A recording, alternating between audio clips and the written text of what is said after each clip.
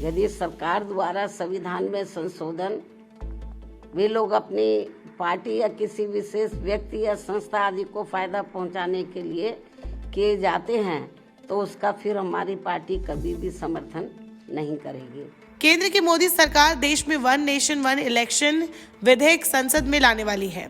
हाल ही में मोदी कैबिनेट ने इस विधेयक को मंजूरी दे दी थी, जिसके बाद से इसको लेकर सियासी बवाल भी शुरू हो गया है।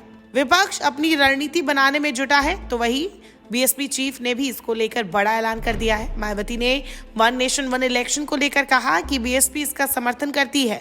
मायावती ने प्रेस कॉन्फ्रेंस में बयान देते हुए कहा कि संविधान में संशोधन अगर जनहित के लिए होते हैं तो बीएसपी उसका समर्थन करेगी।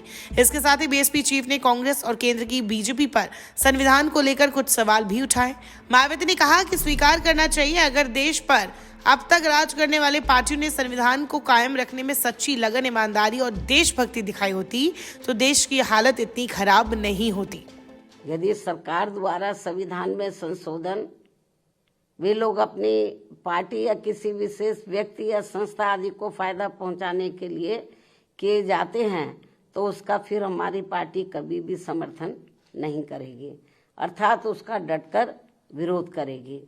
और यदि इसके विपरीत संविधान में संशोधन देश में आम जनहित में किए जाते हैं, देश में आम जनहित में किए जाते हैं तो तभी फिर हमारी पार्टी उनका पूरे तय दिल से समर्थन करेगी। हालांकि इस मामले में कांग्रेस व बीजेपी के नेतृत्व में अनेकों बार बनी केंद्र की सरकार में खासकर SC, ST व OBC वर्गों के हितों की जो इनकी उपेक्षा की गई है, जिसके अनेकों उदाहरण हमारे सामने हैं, ये अति दुख की बात है।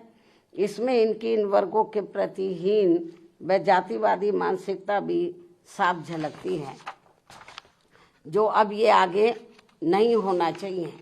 और इनके ऐसे जो भी मामले अभी तक भी लटके पड़े हैं उन्हें जल्दी संसद में लाकर पास भी कराना चाहिए।